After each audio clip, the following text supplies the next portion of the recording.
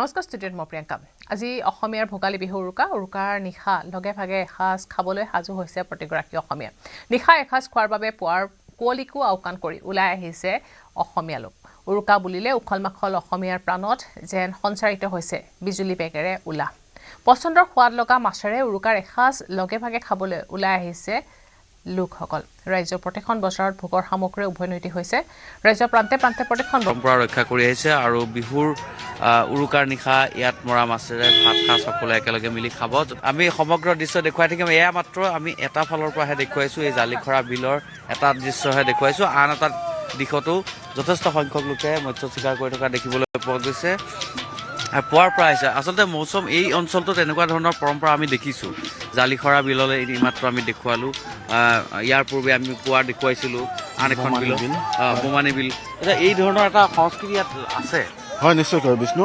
ৰজাদিনীয়া এই পৰম্পৰাসমূহ আৰু মধ্যযুগৰ পৰা চলি অহা এই পৰম্পৰা বৰ্তমানৰ ডিমৌৰ ৰাইজে ধৰি ৰাখিছে আৰু পোৱা নোপোৱাৰ আচলতে কোনো কথা নাই সকলোৱে আচলতে উৎসাহেৰে ওলাই আহে আৰু ঘৰত পৰিয়ালৰ সৈতে এসাঁজ খাবৰ বাবে সমূহীয়াভাৱে এনেদৰে মৎস্য চিকাৰ কৰি আহিছে ৰজা দিনৰ পৰা চলি অহা পৰম্পৰা আজিও অটুট ৰাখিছে ডিমৰীয়াৰ ৰাইজে আৰু এয়া যি আমি দেখুৱাই আছোঁ জালিখৰা বিল এই জালিখৰা বিলো এক ঐতিহ্যমণ্ডিত জালিখৰা বিল ইয়াতে ৰজাদিনীয়া পৰম্পৰাৰে মাছ মৰা হয় পূৰ্বত যে আমি পুৱাৰ ভাগত দেখুৱাইছিলোঁ বোমানী বিল তাৰপিছত ৰাজদৰবাৰ বহে পাৰখালী বিলৰ পাৰত আমি সেয়া দেখুৱাইছোঁ জালিখৰা বিলত এনেদৰে শ'ল কাৱৈ আচলতে প্ৰকাণ্ড শ'ল আচলতে নিশ্চয়কৈ শ'ল মাগুৰ আৰু থলুৱা মাছ বিশেষকৈ থলুৱা মাছসমূহ এই বিলখনত পোৱা যায় আৰু সকলোৱে সেইবাবে উৎসাহেৰে ওলাই আহে আৰু ইয়াত উৰুকাৰ নিশা লগে ভাগে এসাঁজ খোৱাৰ যি পৰম্পৰা এই বিলত মাছ মাৰি সেই পৰম্পৰা অটুট ৰখাৰ চেষ্টা অব্যাহত ৰাখিছে বিষ্ণু এইফালে আমি আন এটা দিশ আছে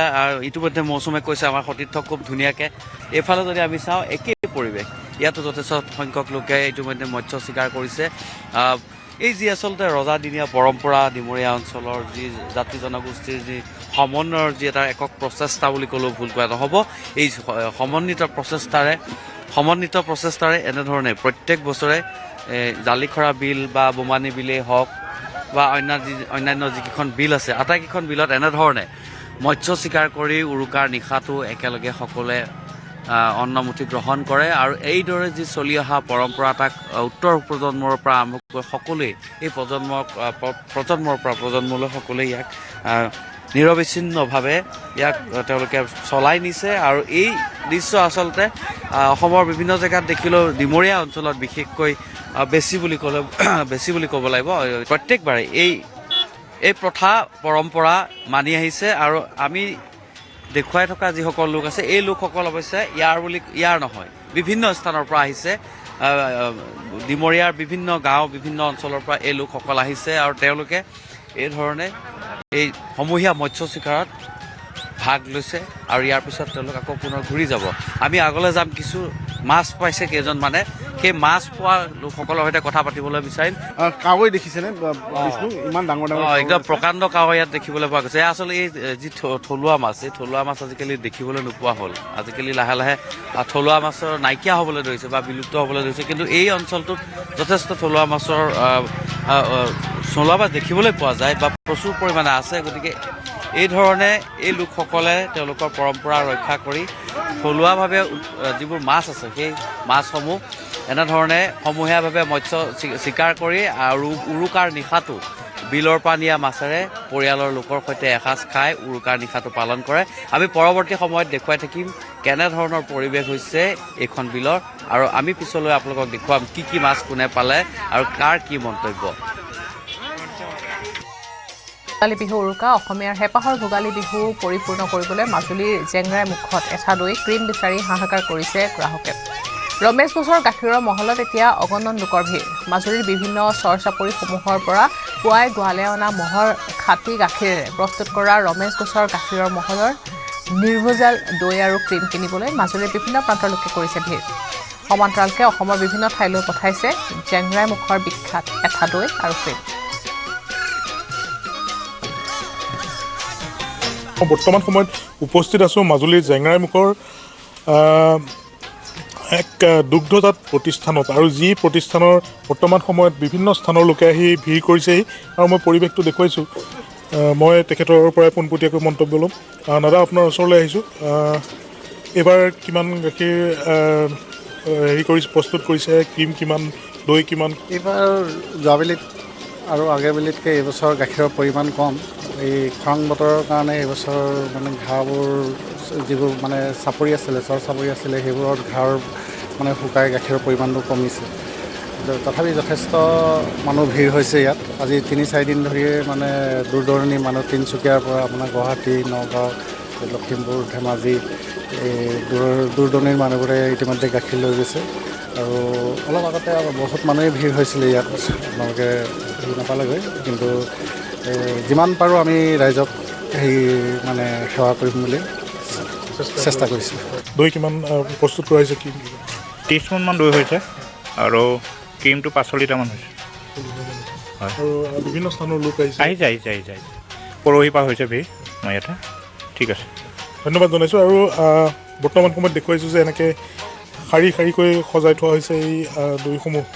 আৰু ইয়াৰ লগতে মাজুলীৰ সুস্বাদু ক্ৰীম, সুস্বাদু দৈ নিবৰ বাবে এই প্ৰতিষ্ঠানলৈ বিভিন্ন স্থানৰ লোক আহে। সীমামূৰীয়া যিসমূহ জিলা আছে সেই জিলাসমূহৰ পৰা ইয়াত আহি উপস্থিত হয়হি।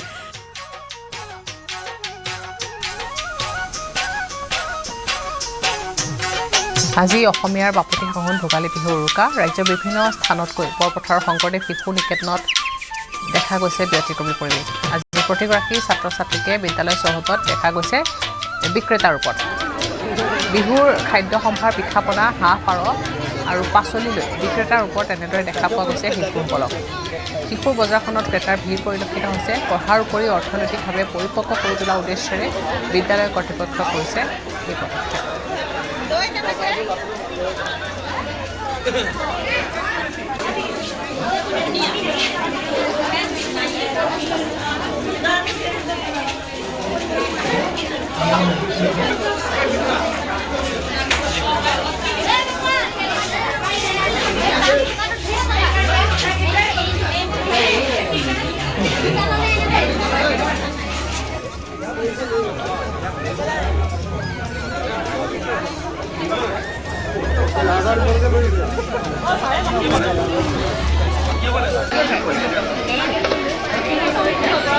আজি উৰুকাৰ দিনাখন এনেকুৱা দেখিবলৈ পোৱা গৈছে ছাত্ৰ ছাত্ৰীসকলৰ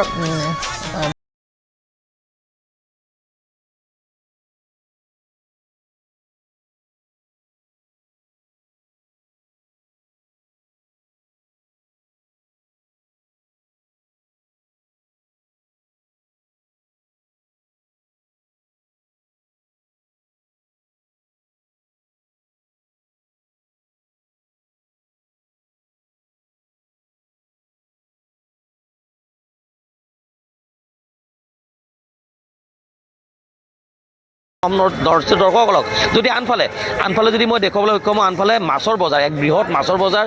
দাদা, কি মাছ আপোনাৰ ইয়াতে উপলব্ধ হৈছে আজি?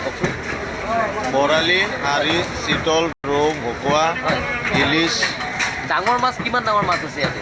শিলঘৰীয়াতে আছে 25 কেজি হ'ব, বৰালিটো আছে 15 কেজি। যদি অলপমান দাঙি দিয়ে দাদা বৰালিটো।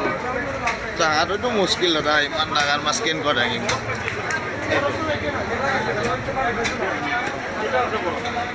দাদা, এইটো যিটো মাছ এইটো হ'ল আপোনাৰ ব্ৰহ্মপুত্ৰৰ। হয়, দাম কিমান কৰি বিক্ৰী কৰিছে? এইটো আপুনি গোটা ল'লে 1500কৈ হ'ব, কাটা 2000কৈ হ'ব।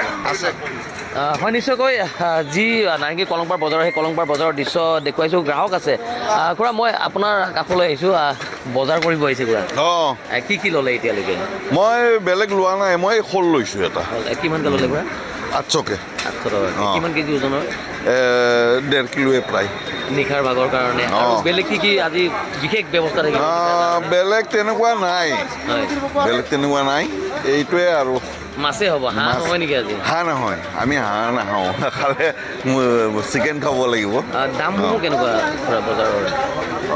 দামটো অলপ বেছি আছে, বিহুৰ বজাৰ বিহুৰ বজাৰ বুলি অলপ বাঢ়িছে আৰু হয় হয় পৰিয়ালৰ লগত খাব নে পৰিয়াল ঘৰৰ লগতে পৰিয়াল খোৱা নিশ্চয়কৈ এয়া আছিল এজন গ্ৰাহক আৰু মই সামন্তলকৈ মাছৰ বজাৰৰ যি দৃশ্য সেই দৃশ্যসমূহ আমি দেখুৱাইছোঁ নিজে অসম নৰ্থ ইষ্টৰ দৰ্শকসকলক আৰু দাদা খুব সুন্দৰকৈ মাছবিলাক সজাইছে কি মাছ আনিছে আপুনি ৰৌ ভকুৱা আৰি ইলিচ চিতল মাছ বজাৰত বিশেষকৈ চিতল মাছ বেছি উপলব্ধ হৈছে চিতল দাম কিমান চিতল মাছ আহিছে আপোনাৰ 750 800 650 এনেকৈ হয় নিশ্চয়কৈ আৰু এয়া আছিল নাৰেংগী কলংপাৰ বজাৰৰ দৃশ্য আৰু এনেদৰে এতিয়া উৰুকাৰ নিশা পৰিয়ালৰ লগত আত্মীয় স্বজনৰ লগত একেলগে লগে ভাগে এসাঁজ খাবলৈ বজাৰসমূহত গ্ৰাহকৰ ভিৰ কৰা পৰিলক্ষিত হৈছে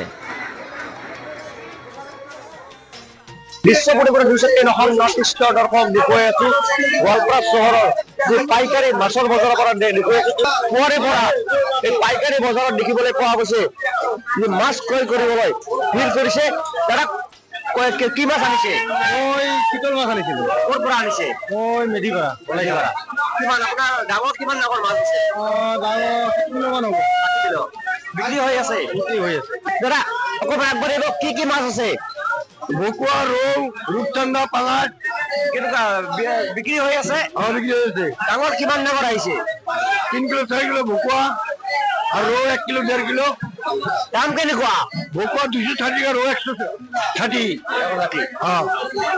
ভকুৱা 260 ৰৌ 160 ৰূপচন্দা 130 পাঙাট 130 কি মাছ বলে কিমান কেজি ওজনত আপোনাৰ 3.5 কেজি আজি এইটো পৰিয়ালৰ সৈতে একেলগে খাব বিহুৰ শুভেচ্ছা থাকিল হয় আমি দেখুৱাই আছো নিউজ 18 অসম নৰ্থ ইষ্টৰ দৰ্শক দেখুৱাই আছো গোৱালপাৰা চহৰৰ পাইকাৰী মাছৰ বজাৰৰ পৰা দেখুৱাই আছো বিভিন্ন ধৰণৰ মাছেৰে ভৰি পৰিছে ৰৌ ইলিচ ভৌকা চিতল আৰি বিভিন্ন ধৰণৰ মাছেৰে ভৰি পৰিছে গোৱালপাৰা চহৰৰ পাইকাৰী মাছৰ বজাৰৰ পৰা দেখুৱাই আছো কিয়নো আজি ভোগৰ উৎসৱ ভোগালী বিহুৰ উৰুকা সকলোৱে পৰিয়ালৰ সৈতে মিঠা তৃপ্তিৰে এসাঁজ খোৱাৰ বাবে বজাৰত দেখিবলৈ পোৱা গৈছে গ্ৰাহকৰ ভিৰ হোৱা পৰিলক্ষিত কৈছে আজি ভোগৰ উৎসৱ ভোগালী বিহুৰ উৰুকা আৰু প্ৰতিখন বজাৰত দেখিবলৈ পোৱা গৈছে গ্ৰাহকৰ ভিৰ হোৱা পৰিলক্ষিত হৈছে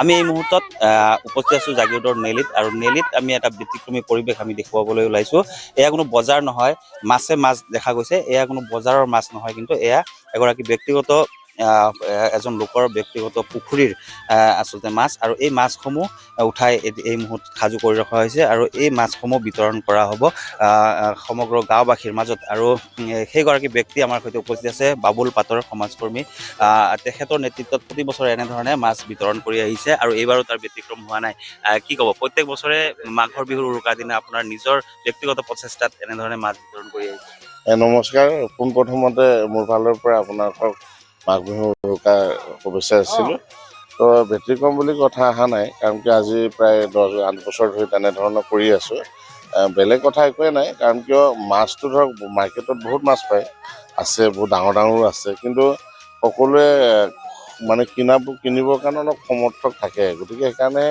মই ভাবোঁ আমি সকলো জাতিৰ জনগোষ্ঠীয়ে এই মাঘ বিহুৰ উৰুকাৰ দিনাখন যাতে দুখীয়া ধনী সকলোৱে এসাঁজ আমি আমাৰ ল'ৰা ছোৱালীবোৰ যেতিয়া বাহিৰত থাকে মানুহজনো বাহিৰত থাকে তেনেধৰণৰ সময়ত আমি এই মাঘ বিহুৰ উৰুকাৰ দিনাখন ঘৰত আহোঁ সেই ঘৰত অহা দিনাখন যাতে আমি সকলোৱে একেলগে ল'ৰা ছোৱালী মিলি আলহী বৰ্গ মিলি যাতে এসাঁজ খাব পাৰোঁ তাৰ হেতুকে তাৰমানে এই ব্যৱস্থাটো গ্ৰহণ কৰিছোঁ নিশ্চয় কেৱল মাছ বিতৰণেই নহয় আচলতে সমূহীয়া ভোজৰো আয়োজন আন এগৰাকী জ্যেষ্ঠ ব্যক্তি আছে আমি আপোনাৰ পৰাও কিছু জানিম বাবুলদাৰ এইখিনি আচলতে এক মহৎ কৰ্ম বুলিয়ে ক'ব লাগিব প্ৰতি বছৰে এনেধৰণে গাঁওবাসীৰ মাজত মাছ বিতৰণ কৰি আহিছে মানে কথা হ'ল কি জানে আমাৰ মানে বিভিন্ন মানুহৰ বিভিন্ন ধৰণৰ চখ থাকেতো এতিয়া বাবুল পাটৰ মোৰ ভতিজাই হয় আৰু ই আজি বহুত দিনৰ আগৰ পৰাই মানে তাৰ পুখুৰী মাছবিলাকেই মাঘ বিহুত সদায় বিতৰণ কৰে উৰুকাৰ দিনা গতিকে এইবাৰো ঠিক তেনেকৈ বিতৰণ কৰিছে কিন্তু চাবলৈ গ'লে এইটোতো বহুত ডাঙৰ কথা আপোনাৰ কাৰণ এইবিলাক মাছবোৰ পালন কৰোঁতে কৰোঁতে দানা পানীৰ কথা থাকে থাকে সেইবিলাকত বহুত টকা খৰচ হৈ যায় কিন্তু তেওঁ যে বিনা পইচাই মানুহক দি ভাল পায় সেইটো এটা ডাঙৰ গুণ আৰু সেইটো গুণ সকলো মানুহে কিন্তু নাথাকে গতিকে তেওঁক আমাৰ মানে অঞ্চলৰ ৰাইজৰ ধন্যবাদৰ পাত্ৰ আৰু আন এগৰাকী ব্যক্তি আছে, আমি তেওঁৰ পৰা কিছু কথা জানিম। আচলতে ব্যতিক্ৰমী পদক্ষেপ তেখেতৰ, আপোনালোকে প্ৰতি বছৰে ইয়াত হয়তো পাই থাকে, আহি থাকে, কেনেধৰণৰ? বাউল পাটৰ ডাঙৰীয়া সঁচাকৈ কিন্তু সমাজকৰ্মী আৰু দয়াৱান ব্যক্তি। আজি বহু বছৰৰ পৰা তেখেতে এই মাঘৰ উৰুকাৰ নিশা সমূহ ৰাইজক নিজে মাছ পোহপালন দি বছৰে বছৰে সেই মাছ বিতৰণ কৰি আহিছে। আৰু আমি সমূহ ৰাইজে আজিৰ দৰে উৰুকাৰ দিনাখনেই আমি বিনা পইচাত সকলোৱে মাছ নিব পাৰোঁ। গতিকে তেখেতক এই যে পদক্ষেপ লোৱাৰ কাৰণে আমি নেলিবাসী ৰাইজে তেখেতক বহুত বহুত ধন্যবাদ দিছোঁ। তেওঁক উজ্জ্বল ভৱিষ্যত কামনা কৰিছোঁ। তেখেতে এজন মানে হৃদয়ৱান ব্যক্তি বুলি আমি সকলোৱে ভাবোঁ। নমস্কাৰ। নিশ্চয় এনেধৰণে আমি পৰিৱেশ দেখুৱাইছোঁ। এয়া বৰালি, প্ৰায় 15 কেজি ওজনৰ বৰালি, তাৰ লগতে ৰৌ, ভকুৱা আদি বিভিন্ন ধৰণৰ মাছ। আচলতে তেওঁৰ নিজৰ যিহেতু পুখুৰী, সেই পুখুৰীত প্ৰতিপালন কৰা মাছসমূহ এনেদৰে উঠাই আনি সাজু কৰিছে আৰু প্ৰায় 10 কুইণ্টল মাছ এনেধৰণে গাঁওবাসীৰ মাজত বিতৰণ কৰিব তেওঁ। আজি অসমীয়াৰ হেঁপাহৰ ভোগালী বিহু উৰুকা। সংগীতৰ ৰাজকুমাৰ জুবিনবিহীন প্ৰথমটো ভোগালী কাদৰিবলৈ সাজু হৈছে অসমবাসী। ব্যতিক্ৰম নহয় বোকাখাট নুমলীগড় শোধনাগাৰ নগৰ অঞ্চলবাসী। নুমলীগড় শোধনাগাৰৰ আৱাসীসকলে পূৰ্বৰ দৰে এইবাৰো কাৰেংঘৰ আৰ্হি ভেলাঘৰ সাজি ভোগালী কাদৰাৰ প্ৰস্তুতি কৰিছে। মেজি সমান্তৰালকে হিয়াৰ আমঠু সংগীতৰ ৰাজকুমাৰ জুবিন গাৰ্গৰ মাইক্ৰফোন লৈ থকা মুখায়ক নিয়ন লাইটৰ জৰিয়তে ফুটাই তুলিবলৈ চেষ্টা কৰিছে। লগতে জুবিনে ভালপোৱা গীটাৰ নৰাৰে বনাই তোলাৰ প্ৰয়াস কৰিছে। সমান্তৰালকে উৰুকাৰ নিশা ভেলাঘৰত লগে ভাগে এসাঁজ খাবৰ বাবে হাঁহ, কোমোৰা, মাছ আদিৰে সুন্দৰ ব্যৱস্থা কৰিছে। জুবিন গাৰ্গবিহীন প্ৰথমটো ভোগালী কাদৰিবৰ বাবে সাজু হৈছে।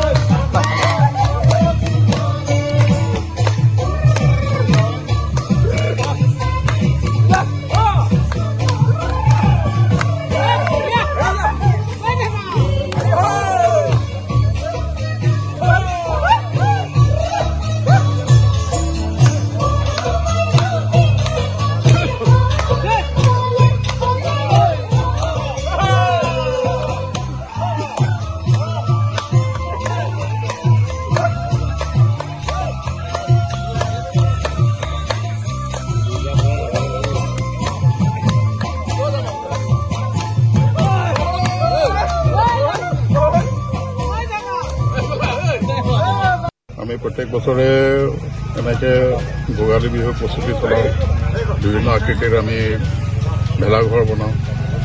এইবাৰ এটা তাৰে ব্যতিক্ৰম হ'ল কি, যোৱাটো বছৰ যিহেতু অসমৰ কাৰণে বৰ দুখৰ আছিলে, অসমৰ হিয়াৰ আমঠু জুবিন গাৰ্গৰ মহাপ্ৰয়াণ হোৱাৰ পাছত এয়া আমাৰ অসমীয়াৰ প্ৰথম ভোগালী বিহু। গতিকে যিহেতু তেখেত নাথাকিলেও আমিতো পালন কৰিবই লাগিব, যিহেতু আৰু এইটো অসমীয়া বাপতি সাহোন উৎসৱ। গতিকে আমি কাৰেংঘৰটো বনাই লগতে জুবিন গাৰ্গৰ পবিত্ৰ স্মৃতিত আমি তেখেতৰ আকৃতিটো বনাই তেখেতলৈও আমি শ্ৰদ্ধা জনাইছোঁ। ঢিঙত মাঘ বিহু উৰুকা উপলক্ষে অনুষ্ঠিত হ'ল পৰম্পৰাগত কুকুৰা যুঁজ। উৰুকাৰ পুৱাই এনেদৰে দেখিবলৈ পোৱা গ'ল ঢিং বজাৰত কুকুৰা যুঁজ। মাঘ বিহুৰ পৰম্পৰা ৰক্ষা কৰি অঞ্চলটোত ৰাইজে একোটাকৈ কুকুৰা আনি যুঁজ লগোৱা দেখিবলৈ পোৱা গৈছে।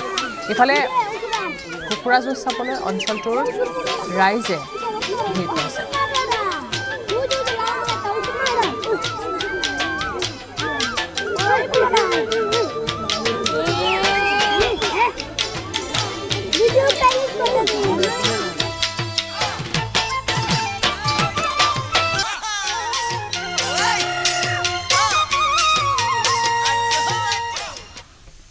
অসমলৈ অনা হ'ল ফিফা ফুটবল বিশ্বকাপৰ ট্ৰফি। ভোগালী বিহু উৰুকাৰ দিনা গুৱাহাটীলৈ অনা হ'ল ফিফা ফুটবল বিশ্বকাপৰ ট্ৰফি। ট্ৰফিটো স্বচক্ষুৰে প্ৰত্যক্ষ কৰিবলৈ বিমানবন্দৰত ভিৰ কৰিছে বহুসংখ্যক লোকে। অতি বিশেষ বাকচত বিমানবন্দৰৰ পৰা পোনে পোনে বৰছাপাৰা ষ্টেডিয়ামলৈ নিয়া হৈছে ট্ৰফিটো। বৰছাপাৰাত গোটেই দিনটো ষ্টেডিয়ামতে দৰ্শকৰ বাবে ৰখা হ'ব। তাৰপিছত কালি পুনৰ দিল্লীলৈ লৈ যোৱা হ'ব ট্ৰফিটো।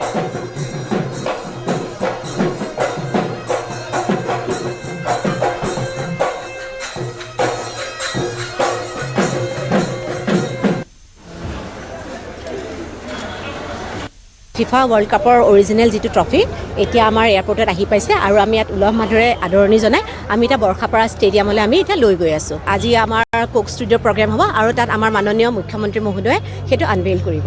সাধাৰণ মানুহৰ কাৰণেও চোৱাৰ হয়, তাত টিকেটৰো ব্যৱস্থা আছে আৰু আমাৰ তাত ইনভিটেশ্যনো দিয়া হৈছে, তেওঁলোকে সকলোৱে তাত এইটো উপভোগ কৰি চাব পাৰিব। ফিফা ৱৰ্ল্ড কাপৰ অৰিজিনেল যিটো ট্ৰফি এতিয়া আমাৰ এয়াৰপৰ্টত আহি পাইছে আৰু আমি ইয়াত উলহ মালহেৰে আদৰণি জনাই আমি এতিয়া বৰ্ষাপাৰা ষ্টেডিয়ামলৈ আমি এতিয়া লৈ গৈ আছোঁ। আজি আমাৰ কোক ষ্টুডিঅ' প্ৰগ্ৰেম হ'ব আৰু তাত আমাৰ মাননীয় মুখ্যমন্ত্ৰী মহোদয়ে সেইটো আনভেইল কৰিব। সাধাৰণ মানুহৰ কাৰণেও চোৱাৰ হয়, তাত টিকেটৰো ব্যৱস্থা আছে আৰু আমাৰ তাত ইনভিটেশ্যনো দিয়া হৈছে, তেওঁলোকে সকলোৱে তাত এইটো উপভোগ কৰি চাব পাৰিব।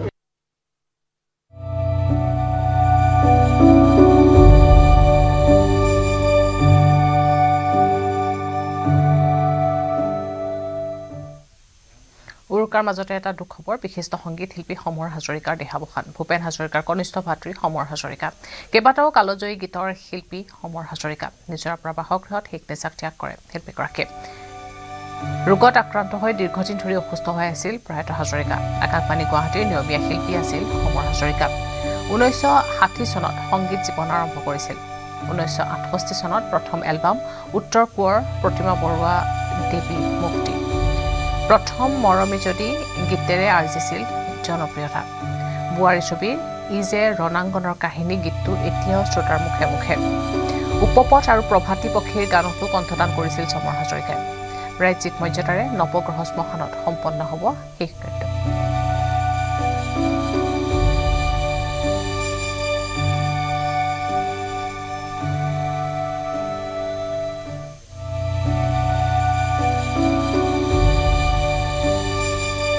কেইদিনমানৰ পৰা অসুস্থ বাৰু হস্পিটেলতো লৈছিলে, কিন্তু এনেকৈ হঠাৎকৈ গুচি যাব ভবা নাই তামুলী। কাৰণ কালিতো শৈলধৰ বুঢ়া এবাৰ দিব আহিছে নহয় কমিটিটো। মাতো দিছে বাইদেউ, ধন্যবাদ বুলি কৈছে, মাত দিছে, হৈ আছে। বাইদেউহঁত আহি বহে নহয়, আমাৰ কানাডাৰ বাইদেউ এয়া বাহিৰত আছে যে। কানাডাৰ বাইদেউ ইয়াতে নিজৰ ওপৰতেই থাকে সদায়, ক'তো যাব নোখোজে। এই সদায় ৰাতিপুৱা আহি পেলাই তাৰ লগত বহি থাকে। তাৰপিছত কালি খালি বাইকত তাত গুচি গ'ল, আজি উৰুকা। কিবা এনেকৈ ফটকে যে গুচি যাব একদম ভাবা নাই দেই। 43 জয়ন্ত হাজৰিকাৰ জন্ম, তাৰ জন্ম 47ত। 47ত হ'লে এই 80ত সোমালে হয় আৰু। হয়, আজি ভোগালীৰ উৰুকা। সকলোৱে আজি ৰং ৰহইচ কৰাৰ সময় আছিলে, কিন্তু এই ৰং ৰহইচ কৰাৰ প্ৰাক মুহূৰ্তত সমগ্ৰ অসমৰ জনজীৱনক শোকাবিহূত কৰি আমাৰ অতি মৰমৰ শ্ৰদ্ধাৰ এগৰাকী প্ৰখ্যাত শিল্পী স্বনামধন্য সমৰ হাজৰিকাদেৱে ইহসংসাৰ এৰি তেখেতে পৰলোকলৈ গতি কৰিছে। তেখেতৰ পৰিয়ালৰ সকলো আত্মীয় স্বজন বংশ কুটুম্বকে ধৰি গুণমুগ্ধ সকলোকে আমি সমবেদনা জ্ঞাপন কৰিছোঁ। এই হাজৰিকা পৰিয়ালটোৱে অসমৰ সাংস্কৃতিক ক্ষেত্ৰখনলৈ আগবঢ়াই অহা বৰঙণি সৰ্বজন বিদিত ডক্টৰ ভূপেন হাজৰিকা দেৱৰ কনিষ্ঠ ভাতৃ সমৰ হাজৰিকাদেৱেও তেওঁৰ জীৱনকালত তেখেতৰ সৃষ্টিৰাজিয়ে অসমৰ সাংস্কৃতিক ক্ষেত্ৰখন সমৃদ্ধ কৰি থৈ গৈছে। 60ৰ দশকৰ পৰাই নিৰবিচ্ছিন্নভাৱে এতিয়ালৈকে তেখেতৰ সুললিত কণ্ঠই আমাৰ শ্ৰোতা সমাজক সদায় আপ্লুত কৰি আহিছিলে। মৃত্যু চিৰন্তন সত্য, কিন্তু কিছু মৃত্যুৱে যি ক্ষতি কৰি থৈ যায় সেইটো পূৰাব নোৱাৰা ক্ষতি। সমৰ হাজৰিকাদেৱৰ মৃত্যু তেনেধৰণৰ এটা ক্ষতি। গতিকে তেখেতক এই শেষ সময়ত আমি আমাৰ অসমৰ ৰাইজৰ হৈ অসম চৰকাৰৰ তৰফৰ পৰা তেখেতৰ অন্ত্যেষ্টিক্ৰিয়াত সৰ্বোচ্চ সন্মানেৰে আমি তেখেতক বিদায় দিবৰ কাৰণে ইতিমধ্যে মুখ্যমন্ত্ৰী ডাঙৰীয়াই সিদ্ধান্ত গ্ৰহণ কৰিছে আৰু তেখেতৰ অন্ত্যেষ্টিক্ৰিয়াত ৰাজ্যিক সন্মানেৰে আমি তেখেতক শেষ বিদায় জনাম। আৰু এই মুহূৰ্তত মোৰ আৰু এটা কথা আপোনালোকৰ জৰিয়তে ৰাইজক জনাব বিচাৰোঁ যে এইবাৰৰ যিটো শিল্পী বঁটা আছিলে, এই শিল্পী বঁটাৰ বাবেও আমি সমৰ হাজৰিকাদেৱক আমাৰ ৰাজ্যিক নিৰ্বাচন সমিতিয়ে তেখেতক নিৰ্বাচিত কৰি ৰাখিছিল। আনুষ্ঠানিকভাৱে আমি ঘোষণা কেইদিনমানৰ পিছত কৰাৰ কথা আছিল, কিন্তু দুখৰ বিষয় যে জীৱিত অৱস্থাত আমি তেখেতৰ প্ৰতি আগবঢ়াবলগীয়া যিটো সন্মান, সেই সন্মান আমি হাতে হাতে তেওঁক প্ৰদান কৰিব নোৱাৰিলোঁ। সেইটো এটা খুব দুখ লগা কথা আমি সকলোৱে অনুভৱ কৰিছোঁ। আমাৰ সাংস্কৃতিক সঞ্চালক ডাঙৰীয়া ইয়াতে আছে, আমি সেই কথাটোকে পাতি আছোঁ যে এসপ্তাহৰ আগত আমি তেখেতৰ প্ৰতি সন্মান জনোৱাৰ সিদ্ধান্ত গ্ৰহণ কৰিছিলে, কিন্তু আজি তেখেতে আমাৰ মাজত নাই। তথাপিও আমি এই বঁটা তেখেতক মৰণোত্তৰভাৱেও আমি প্ৰদান কৰিম। ছিংগাপুৰৰ আদালতত আৰম্ভ হ'ব জুবিনৰ মৃত্যুৰ বিচাৰ প্ৰক্ৰিয়া। বুধবাৰে আৰম্ভ হ'ব বিচাৰ প্ৰক্ৰিয়া। ছিংগাপুৰৰ কৰ্নেছ আদালতত চলিব গোচৰ প্ৰক্ৰিয়া। ছিংগাপুৰ আৰক্ষীয়ে জুবিনৰ মৃত্যুক লৈ কৰিছিল তদন্ত। প্ৰাথমিক তদন্তত জুবিনৰ মৃত্যু স্বাভাৱিক বুলি কৰিছিল উল্লেখ। ইয়তত থকা প্ৰৱাসী অসমীয়াসকলকো জেৰা কৰিছিল ছিংগাপুৰ আৰক্ষীয়ে। জুবিন গাৰ্গ থকা হোটেল পেন পেচিফিক হোটেলতো চলাইছিল অভিযান। জুবিনৰ মৃত্যুৰ তদন্ত বিচাৰি ছিংগাপুৰত এজাহাৰ দিছিল দুলু আহমেদে। দুলু আহমেদৰ সাক্ষ্য প্ৰমাণ গ্ৰহণ কৰিছিল ছিংগাপুৰ আৰক্ষীয়ে।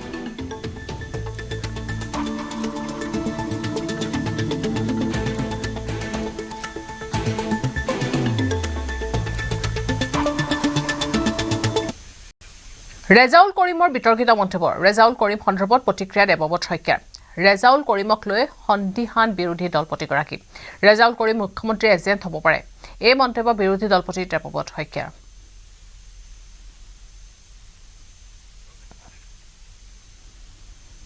হাজোত অনুষ্ঠিত হ'বলগীয়া বুলবুলি চৰাই যুঁজ বাতিল কৰা হৈছে। উচ্চতম ন্যায়ালয়ৰ পূৰ্বৰ নিৰ্দেশনা বাহাল ৰাখি যুঁজ বাতিল কৰা হৈছে। খেল পৰিচালনা কমিটিয়ে বাতিল কৰে বুলবুলি চৰাই যুঁজ। 2015 চনৰ 9 বছৰে অনুষ্ঠিত হোৱা নাছিল খেল। 2024 চনত উচ্চতম ন্যায়ালয়ৰ নিৰ্দেশ মৰ্মে অনুষ্ঠিত হৈছিল খেল। বিশেষ SOP অনুসৰি 2024 চনত অনুষ্ঠিত হৈছিল খেলখন। এই বৰ্ষত ন্যায়ালয়ৰ পূৰ্বৰ নিৰ্দেশনা অনুসৰি যুঁজ অনুষ্ঠিত নকৰাৰ সিদ্ধান্ত লৈছে পৰিচালনা কমিটিয়ে। এই খেলটো এতিয়া নহয়, পুৰণি কালৰ পৰা হোৱা পৰম্পৰা হৈ চলি আহিছে। এতিয়া ধৰ্মীয় অনুষ্ঠান পৰম্পৰা মতে খেল হয়, অইনবিলাক যেনেকুৱা খেল হয় এইবিলাক পৰম্পৰা। আমাৰতো সেইটো নহয়। আমাৰতো হ'ল বিষ্ণুৰ সন্মুখত বুলবুলি চৰাই খেল আমি দেখুওৱা হয়, এইকাৰণে যে তেওঁ সন্তুষ্ট হওক। খেল হোৱাৰ কাৰণে আমি চেষ্টা এটা কৰিছোঁ। চেষ্টা কৰিব লাগিলে হেৰিটো লাগে, প্ৰস্তুতিও লাগে। গতিকে সেই প্ৰস্তুতি কৰিছিলোঁ। প্ৰস্তুতিত খেল হ'লে হ'ল, নহ'লে নাই। কিন্তু আমি চৰাই ধৰিছিলে বহু ৰাইজে। প্ৰস্তুতিটো কি বুজাই নহয়, প্ৰস্তুতিটো মইতো বেলেগকৈ ক'বলগীয়া ভাঙিবলগীয়া নাই। প্ৰিপাৰেশ্যন কৰিছিলে চৰাই বুলি প্ৰশ্ন নাই, প্ৰস্তুতি এটা কৰিলেতো বেলেগে ক'বলগীয়া একো নাই ইয়াত। গতিকে সেই সময়ত প্ৰস্তুতি এটা চলিছিল। প্ৰস্তুতি চলাৰ পিছত তাৰপিছত আমি কৈছোঁ যে আমি এইটো কোৰ্টৰ অৰ্ডাৰত আমি অলৰেডি আছোঁ, আগৰ পৰাই আমি মানি আছোঁ, এতিয়াও আমি আছোঁ। ইয়াত যদি ৰাইজে কিছুমানে ধৰ্মীয় অনুষ্ঠান হিচাপে যদি খেলে বা কিবা আগবাঢ়ি যায়, তাত আমি আচলতে ক'বলগীয়া একো নাই। এতিয়া শুনিছোঁ যে চৰাই যুঁজ নহয়, আজি ৰাখিম চৰাইকেইটা, ৰাখি কালি আৰু বিদায় দিম। আপুনি কিমানটা চৰাই ধৰিছিলে? 6টা। যুঁজৰ কাৰণে প্ৰস্তুত কৰিছোঁ, কিন্তু ভোগ খোৱা নাই। কি খোৱা নাই? ভোগ তাক এটা খাদ্য এটা খুৱাই, ভোগ এটা। ভোগটো খোৱাৰ কাৰণে খেলাই? এতিয়া কি খুৱাই ৰাখিছে? এতিয়া কলই, কল আৰু গাখীৰ দিওঁ চামুচি, সেয়াই আৰু বেলেগ একো নাই। এতিয়া চৰাইখিনি কি কৰিম বুলি ভাবিছে? চৰাইখিনি আৰু এৰি দিব লাগিব, কি কৰিম। ডিমৰীয়াৰ পাৰশালী বিলৰ পাৰত ডিমৰীয়া ৰজাৰ ৰাজদৰবাৰ। মধ্যযুগৰ পৰম্পৰা অনুসৰি এইবাৰো ডিমৰীয়াৰ ঐতিহ্যমণ্ডিত পাৰশালী বিলত বহিছে ডিমৰীয়া ৰজাৰ ৰাজদৰবাৰ। ৰাজদৰবাৰৰ পূৰ্বে বিলত পঞ্চদেৱতাৰ নামত বিলত তামোল পাণৰ বঁটা আগবঢ়োৱাৰ লগে লগে হৰিধ্বনি দি মাছটোৱে সূচনা কৰে সমূহীয়া মৎস্য চিকাৰ। উচ্চাৰিত হ'ল বিল সংৰক্ষণৰ প্ৰবল দাবী, আলোচনা হ'ল পৰম্পৰা ৰক্ষাৰ কথা।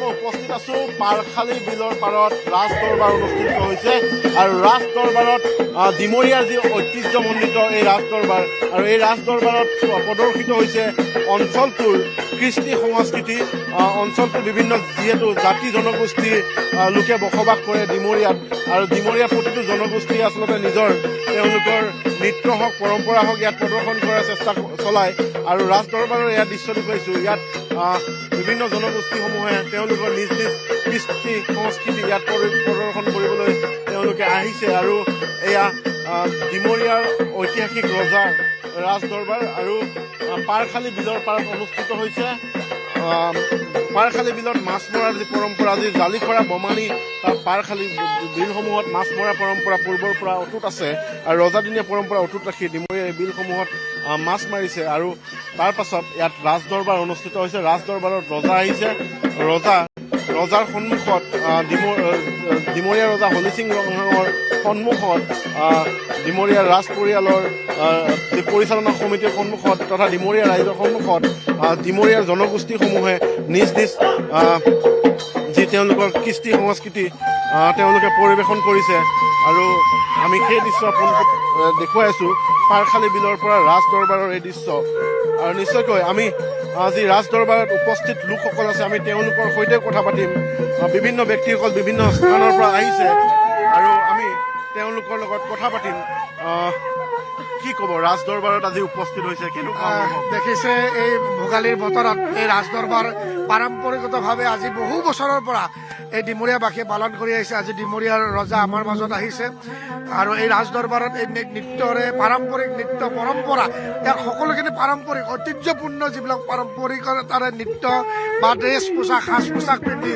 ইমান ধুনীয়াকৈ ভোগালী বিহুৰ আদৰিছে আৰু এইটো আমি জনা মতে মোৰ কাষতে নাৰায়ণদা বহি আছে নাৰায়ণদা 65 ইয়াৰ্ছলৈ এই কণ্টিনিউ চলি আছে তাৰমানে এইটো বহুত যুগ যুগৰ পৰা ইয়াত চলি আহিছে এই পৰম্পৰা আমি ভৱিষ্যতলৈও আগবঢ়াই লৈ যাব লাগিব উঠি অহা প্ৰজন্মক আমি শিকাই লৈ যাব লাগে এয়াই আমাৰ অসমীয়াৰ বৃহত্তৰ অসমীয়া জাতিৰ চিনাকি এয়া আমাৰ বৃহত্তৰ অসমীয়া জাতি পৃথিৱীৰ বুকুত জীয়াই ৰখাৰ এক স্বাভিমান ইয়াক আমি সকলোৱে লগ লাগি এইদৰে আগবঢ়াই লৈ যাব লাগিব কি ক'ব আপোনালোকে ৰাজ পৰিয়াল পৰিচালনা সমিতিয়ে এই অনুষ্ঠান পোনপ্ৰথমে আমি ডিমৰীয়া ৰজাগড় পৰিচালনা সমিতিৰ তৰফৰ পৰা সমূহ অসমবাসীলৈ আমি যি হেঁপাহৰ ভোগালী উৎসৱৰ আমি শুভকামনা যাচিছোঁ প্ৰতিটো বছৰেই আজি যুগ যুগ ধৰি ডিমৰীয়াৰ যি ঐতিহ্যমণ্ডিত পাৰখালী বিলৰ পাৰত আমি দুদিনীয়াকৈ সমূহীয়াভাৱে আমি মৎস্য চিকাৰ পাৰখালী মেলা আৰু আটাইতকৈ গুৰুত্বপূৰ্ণ বিষয়টো হ'ল যি ডিমৰীয়াৰ ঐতিহ্য পৰম্পৰা ৰক্ষা কৰি আমি ৰাজ দৰবাৰখন অনুষ্ঠিত কৰোঁ এই বুলিও আমি পাৰখালী মেলাৰ বিলৰ বাকৰিত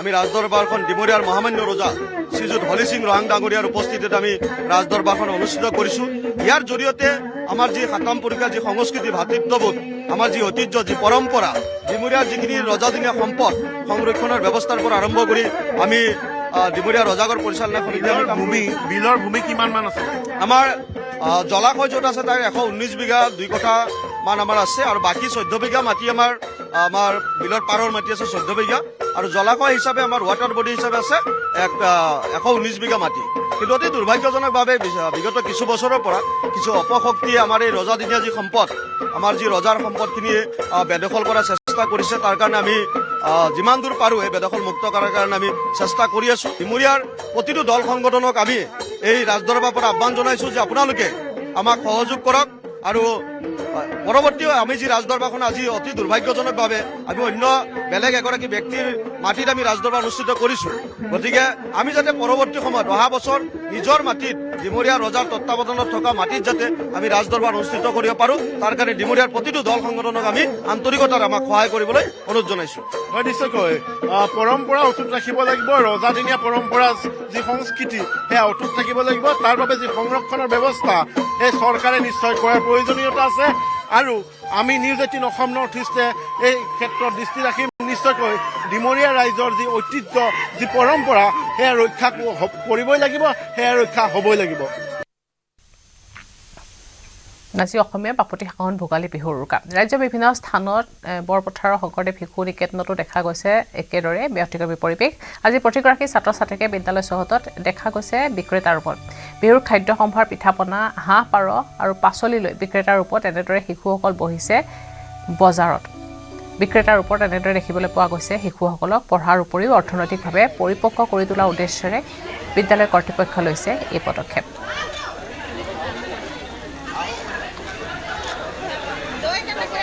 এনেদৰে ব্যতিক্ৰমী ৰূপত দেখা পোৱা গৈছে শিশুসকলক। আজি উৰুকাৰ বজাৰত এনেদৰে বিক্ৰেতাৰ ৰূপত দেখা পোৱা গৈছে এজাক শিশু।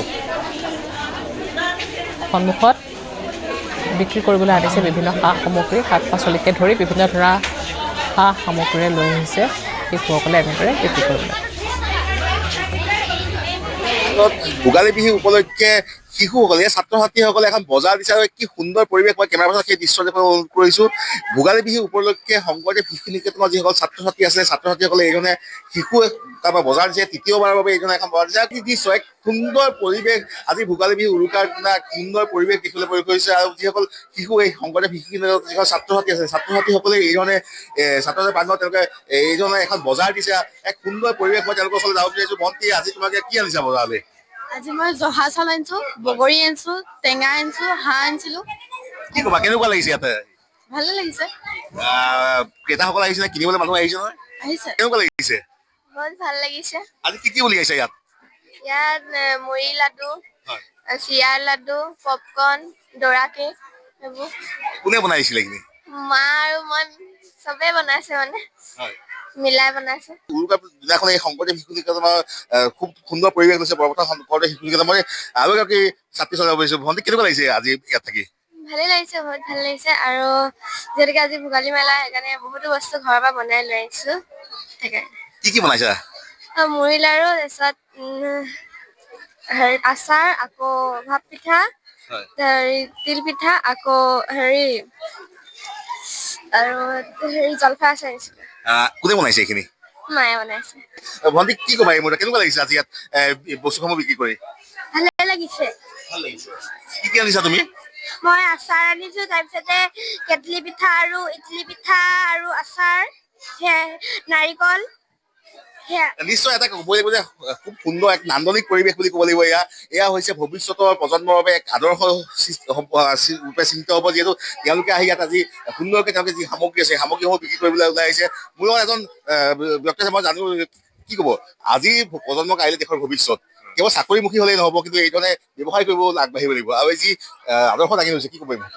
মই এই ক্ষেত্ৰত এটা কথাই প্ৰথমতে আপোনালোকৰ চেনেলৰ জৰিয়তে আপোনালোক তথা সকলোলৈকে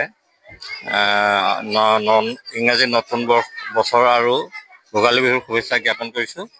আৰু শংকৰদেৱ শিশু নিকেতনে যিটো এটা পদক্ষেপ লৈছে, উঠি অহা প্ৰজন্মক যিটো স্কিল, মানে যিটো নিজৰ ওপৰত ডিপেণ্ড কৰা যিটো প্ৰক্ৰিয়া, সেই প্ৰক্ৰিয়াই এই বজাৰখনৰ জৰিয়তে শিকোৱাৰ এটা প্ৰচেষ্টা। এই প্ৰচেষ্টা দেখিছোঁ ইয়াত ফলৱতী হৈছে আৰু যথেষ্ট ইয়াত মানে ৰাইজৰ সমাগম দেখা পোৱা গৈছে আৰু সকলোৱে সহযোগিতা কৰিছে। মোৰ লগত আছে মালিকা। মালিকা, কি ক'বা এই যিখন শিশু বজাৰ অনুষ্ঠিত কৰিছে, কি ক'বা এই মুহূৰ্তত?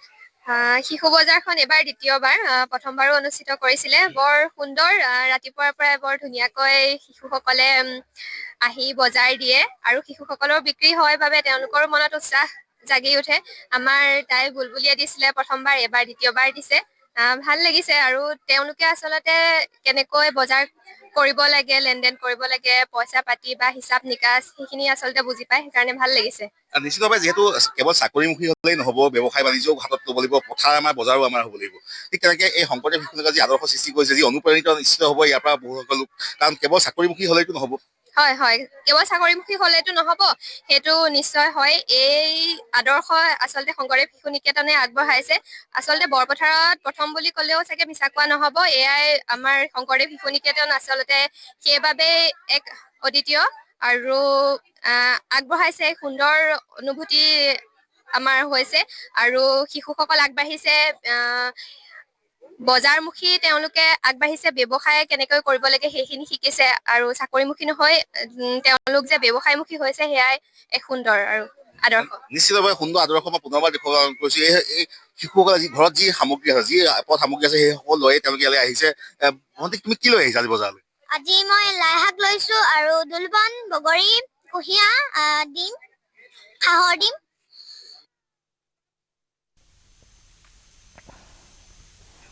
উৰুকাৰ দিনা নগাঁৱত মৎস্য চিকাৰ কৰিলে নগাঁও জিলা আয়ুক্ত দেৱাশিষ শৰ্মাই। ডাকৰঘাট যমুনা জালাহ বিলত নামি পললৈ মাছ ধৰাত লাগিল জিলা আয়ুক্তগৰাকী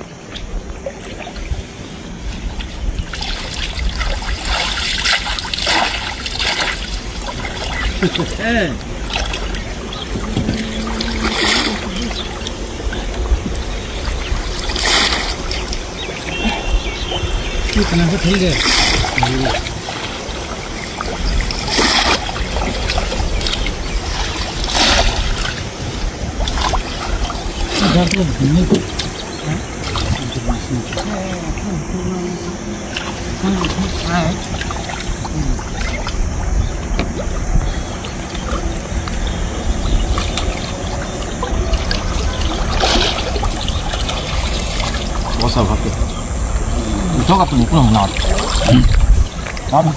আমি ধৰি আছো যোৱা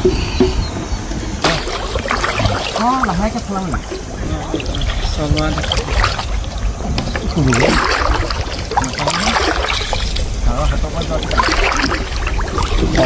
কমচে কম থাকিব লাগিছিল সোণাৰী আৰক্ষী জালত 6 প্ৰবঞ্চক প্ৰবঞ্চনাৰে গাড়ী বিক্ৰী কৰাৰ অভিযোগ চৰাইদেউ জিলাৰ কেইবাটাও প্ৰান্তৰ পৰা উদ্ধাৰ হৈছে গাড়ী গ্ৰেপ্তাৰ হৈছে আব্দুল হান্নান আলী অভিজিত বৰা অৰবিন্দ সিং মৃদুপৱন দাস আব্দুল লতিফ আৰু আহমেদ আলী ধৃত অভিযুক্ত কেইজনক জেৰা চলাই থকা হৈছে সোণাৰী থানাত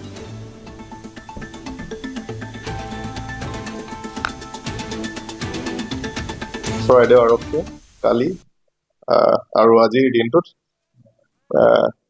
এটা 2 নম্বৰীকৈ গাড়ী বিক্ৰী কৰা চক্ৰ উৎখাত কৰিবলৈ সক্ষম হওঁ আৰু এই অভিযানটোৰ ফলত আমি 6জনকৈ এই চক্ৰটোৰ লগত জড়িত ব্যক্তি আৰু 5খনকৈ গাড়ী ৰিকভাৰ কৰিবলৈ সক্ষম হওঁ আৰু এই সন্দৰ্ভত এটা গোচৰ ৰুজু কৰি নামথলা PS কেছ নম্বৰ 2/2026 বিহিত আইনী ব্যৱস্থাৰ কাৰণে ইতিমধ্যে আমি তদন্ত আৰম্ভ কৰিছো